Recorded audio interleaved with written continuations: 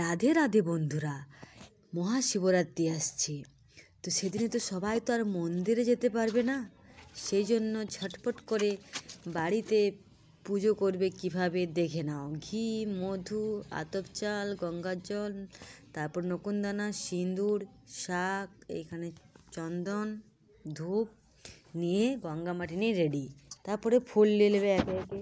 এভাবে সহজেই পুজো করো বাড়িতেই। দেখো, শিব পুজো করে সঠিক নিয়ম। তারপর সব ফুল নেওয়া হয়ে গেল। এরপর ঠাকুরকে স্নান করে নেবে। আমার বাড়িতে সব ঠাকুর আছে, তাই সব ঠাকুরকে স্নান করে নিলাম। তোমাদের বাড়িতে যা যা আছে তাই করাবে। তারপর পঞ্চামৃত করবে। তার জন্য লাগবে তোমার মধু।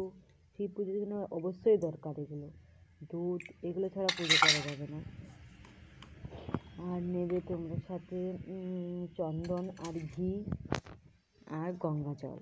এই পাঁচটা দিয়ে শিব ঠাকুরকে অভিষেক করাবে। শিবরাত্রির দিনে করো বাড়িতে। ওম নমঃ শিবায়, ওম নমঃ শিবায়, ওম নমঃ শিবায়।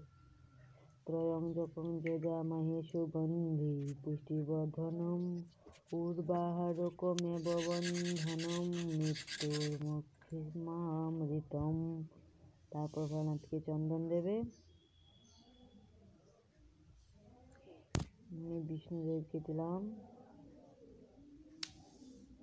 এর চেয়ে সহজ পুজো করার কিছু নেই, এটাই সবচেয়ে সহজ। তারপরে তিনটা পাতাতে ওম নমঃ শিবায়, ওম নমঃ শিবায়, ওম নমঃ শিবায় বলে বলে ভোলানাথের মাথায় দিয়ে দেবে।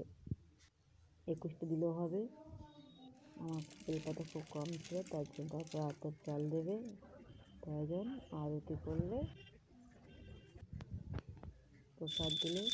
এই তো মনে হয় মানে অনেক রকমের এখন ফুল দিয়েছি, ধূপটা ফুল থাকলে দেবে। এবারে সম্পূর্ণ